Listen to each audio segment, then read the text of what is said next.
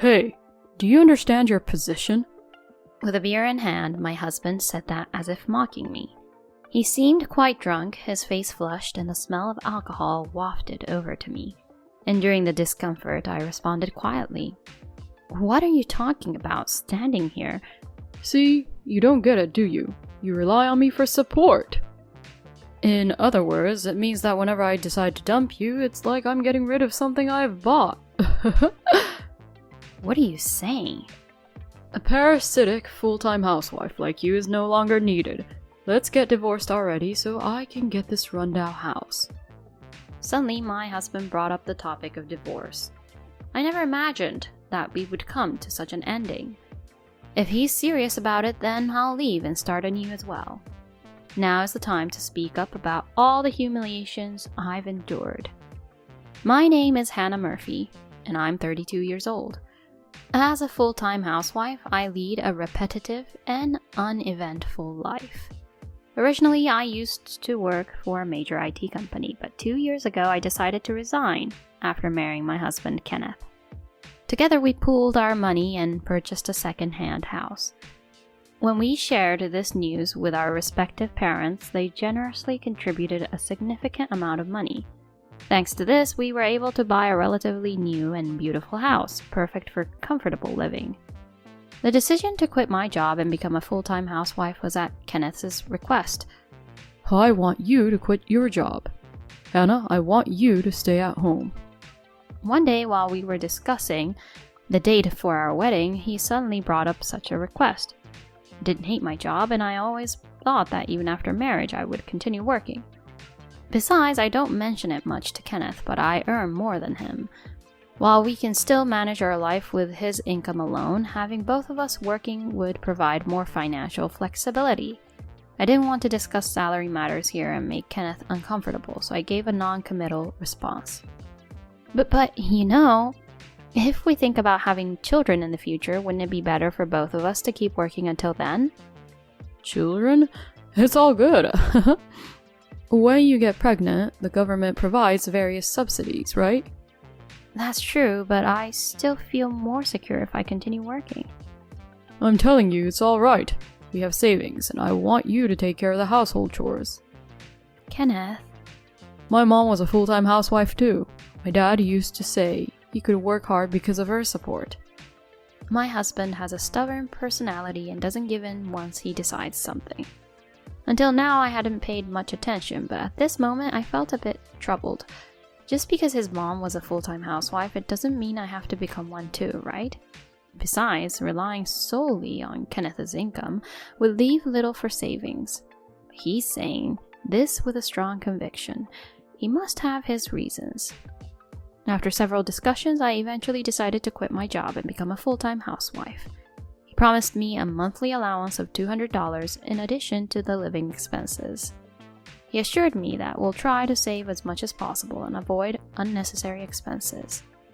The first year went by without significant issues. We don't have an abundance of living expenses, but with some budgeting, we managed to get by. One day, about 1.5 years after our marriage, my husband suddenly brought up something unexpected. Hey Hannah, I'm sorry, but I'll have to reduce your allowance to $100 starting next month. Eh? What do you mean? I said exactly that. I'm facing some financial difficulties right now. Why? We managed just fine with that amount until now. There's no way. It's just that the company's financial situation isn't great and my salary has decreased a bit. Your salary? It's not uncommon for companies to face financial difficulties, but could it really lead to such a sudden decrease in salary? When I was working, the company's performance had declined too, but my salary remained unaffected, and I received the same basic pay. Something seemed suspicious. In an instant, I made that judgment and decided to investigate my husband's actions starting the next day. As I observed, I noticed several puzzling points in his behavior. One was a clear increase in overtime work. Since our marriage, my husband has usually been coming home early. Even on days with occasional overtime, he would be back home by 7 p.m. However, recently, he has been working overtime almost every day. At times, he comes home so late that it crosses over to the next day. I couldn't understand why there was such an extreme increase in overtime amid the company's declining performance. The second point is that he spends significantly more time on his smartphone. Originally, he preferred watching TV over using his phone, and we often watched TV together after dinner or before bedtime. But lately, even when the TV is on, his attention is fixated on his phone. When I glanced over, I could see him exchanging messages on a messaging app. "Hey, who are you exchanging messages with?" When I asked without any particular intention, my husband quickly hit the chat screen and replied, "Just a friend." But his reaction was clearly not that of just a friend. The third point was that the credit card usage was incredibly high. We usually managed our living expenses and other bills with the money my husband provided. Since we bought the house outright, we had no mortgage. That means the only charges on his credit card should be for his personal expenses. One day while cleaning his room, I happened to find the credit card statement in the trash bin. To my surprise, the total amount spent exceeded $5,000. What's going on? Why is it this much? Checking the details, I saw numerous charges for restaurants, movie theaters, and aquariums. Among them, there was one charge for a luxury brand item. Moreover, it was a well-known brand targeted at women. At this point, if he spent around $4,000 on shopping, anyone would notice. My husband was having an affair. I was torn between two choices. Should I confront him right away, or should I gather evidence first? Either way, if the affair was true, divorce seemed inevitable. If we're getting a divorce anyway, I should make sure to get proper compensation. So I decided to take my time and gather evidence of the affair. I visited a law firm to inquire about what I should do next. I want to divorce him and claim the car. How can I gather evidence of his affair? Then the lawyer explained, trying to suggest something. Any evidence that shows the affair would be helpful, and the more the better.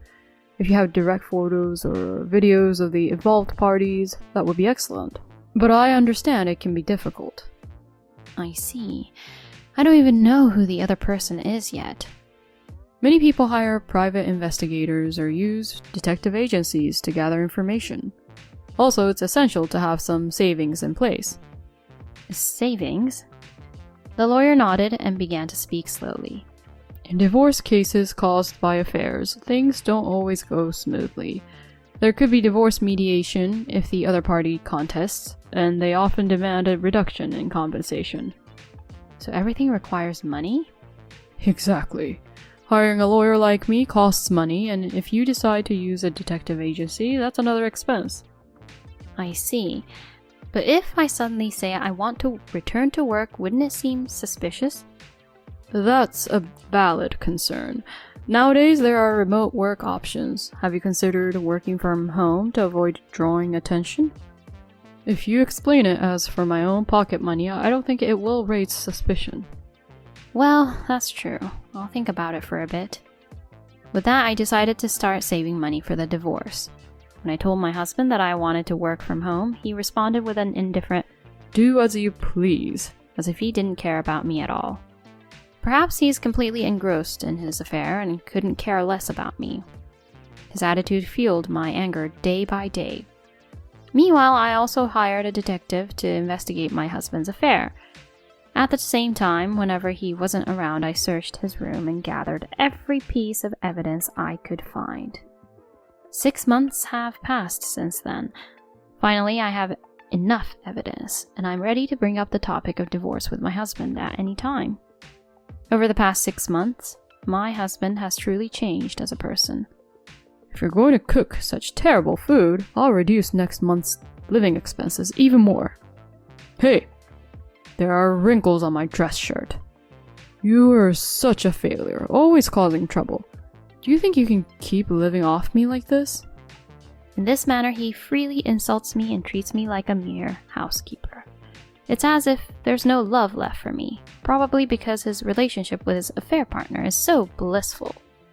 On that day, after seeing my husband off to work, I headed to the lawyer's office. There, I presented all the evidence I had gathered and started the process to claim compensation for the emotional distress caused. You've done well. It's almost there. The lawyer's words made me cry uncontrollably. My heart was exhausted. I longed for a quick divorce, to be freed from this life. I had lunch outside and returned home. It was still 3 p.m. Until my husband returned home, I could relax a bit more. Thinking that, I opened the front door and saw familiar shoes. Huh? Why? Why are Kenneth's shoes here? With fear, I slowly opened the living room door, and there was my husband relaxing on the sofa with a beer in hand. Kenneth, why are you here at this hour? He opened his mouth with a triumphant look. I quit my job. Huh? What do you mean? You know, I'm going to live a rosy life from now on. What nonsense are you talking about? Why did you suddenly quit your job? As I raised my voice, he stared at me sternly, and with a beer in hand, he slowly approached. Hey, do you even know your place? He said in a mocking tone and looked directly at my face. He seemed quite drunk, with a flushed face and the smell of alcohol filling the air. Even just knowing about his affair made me furious, and now he suddenly quit his job. He's being so selfish. Suppressing my discomfort, I replied quietly, What do you mean by place? Right, you don't get it, do you? You rely on me for support. In other words, it means that whenever I decide to dump you, it's like I'm getting rid of something I've bought. What are you saying? A parasitic full-time housewife like you is no longer needed. Let's get divorced already, so I can get this rundown house. This place isn't some rundown house. It's a home my parents and your parents supported us in buying. And yet, you say such things? Shut up! I don't need a woman like you anymore. I have a new woman and money, you know. I felt a sense of unease at my husband's remark. The new woman is likely referring to his affair partner, I suppose. But what does he mean by saying he also has money? While struggling to contain my anger, I asked him, What do you mean by money? I won the lottery, you know. The lottery? Yeah, and it's a whopping $3 million. I checked the results at noon today and I hit the jackpot. I immediately quit my job and came home just like that. That's so irresponsible. It's none of your business. Anyway, since we're getting divorced, I'll let you know. I'm planning to cash it in after the divorce so you won't get a dime. Got it? With a wicked grin, my husband observed my reaction. His words stoked a blazing fire of anger inside me. This sudden talk of divorce from him. Never expected this kind of outcome. If he's so determined, then I'll show him my resolve. I will finally free myself from all the humiliation I've endured. Staring directly at my husband, I opened my mouth to speak. I understand. Well then, get out of this house immediately. No need to tell me twice. I'm leaving. I'll pay you $100,000 in consolation money, too. Then write it down clearly and on paper, sign it, and stamp it. Oh, and of course, sign the divorce papers as well. Sure. But wow, I never thought you'd agree to the divorce so easily. Of course I would. After all, I knew you were having an affair. What? Really? Well, whatever. Doesn't change the fact that we're getting divorced. Ha. My husband wrote in the agreement to pay $100,000 as consolation money and signed the divorce papers at the same time. Then he packed his belongings and headed to his affair partner's place. The next day I carried the agreement and visited my lawyer. After listening to the details, I learned that even if it was handwritten, as long as the necessary information was filled in, the agreement would be valid. In other words, my husband was bound to pay me a definite $100,000 as consolation money. Based on this, I entrusted my lawyer with the process of claiming the consolation money. The divorce papers that I made my husband sign were successfully accepted at City Hall, and we became complete strangers. 3 days later, the situation took a sudden turn. While doing household chores, my phone rang. It was from my ex-husband, Kenneth. I hadn't received the certified letter yet. What could this call be about? Curious and a bit puzzled, I responded, and he started talking with a smug grin on his face. Hey, Hannah. About the lottery ticket thing. What's the matter with it? Well, actually, I didn't win the $3 million. What do you mean? I checked online and it seems like I was looking at last year's winning numbers. So you mean it wasn't this year's winning number? Yeah, that's it. So, about that $100,000 for the settlement. Can we skip that? His message was so absurd that I couldn't help but sigh. My reaction seemed to touch a nerve with him as his voice gradually grew louder. What's with that attitude? I've divorced you so easily, so isn't that enough? Why do you act so high and mighty? You're the one who cheated, right? The fault lies with you. It's because you're not attractive enough. Anyway, I've divorced you and even gave up the house, so no need for the settlement. Got it? Yeah, I got it. Like I'd ever agree to that. Huh? Ignoring Kenneth's anticlimactic behavior, I took a deep breath. It was as if I could finally release all the pent-up frustration, so I decided to speak my mind boldly. Give me a break. Why should I always have to do everything your way? Do you even have any idea what I've been through all this time? How I felt when I found out about your affair? Hey, calm down. I never meant to hurt you. Huh? After cheating on me, you dare to talk like that? I must have been stupid to marry a jerk like you. I endured this marriage for 2 whole years, so you better pay up the compensation properly. I have the written agreement right here. I'll make sure you pay the $100,000 no matter what. Get ready for it. Gosh! The call was abruptly cut off, and no matter how many times I tried calling back, there was no response. He probably had no intention of responding to my calls whatsoever. Of course, I wasn't going to let him off the hook easily.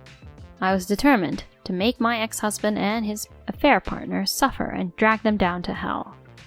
Later, I sought the help of a lawyer and sent a certified letter to my ex-husband and his affair partner who had moved in together with him. Then, immediately after that, I received a message asking, "Can you reduce the amount?" But of course, I ignored it completely.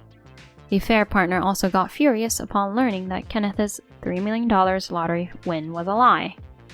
By the time the certified letter arrived, our relationship had already fallen apart, and in the end, Kenneth was evicted from his affair partner's house. With nowhere else to go, it seems Kenneth sought help from his parents, but they were not moved by his plea. Prohibited from entering or leaving any of the houses, Kenneth hit rock bottom with no job, no house, and no savings.